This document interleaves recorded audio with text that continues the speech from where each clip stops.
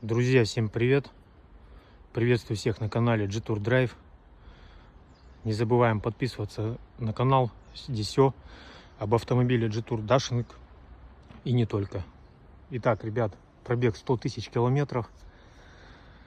Наступили опять прохладненькие времена. И автомобиль при запуске начинает издавать посторонние звуки. Конкретно вот с этого места. Сейчас я вам продемонстрирую, а вы в комментариях, пожалуйста, напишите, что это может быть. Запускаем двигатель. Телефон вот сюда я поставлю, чтобы вам было слышно. Ну вот, характерный звук, я надеюсь, вы слышали.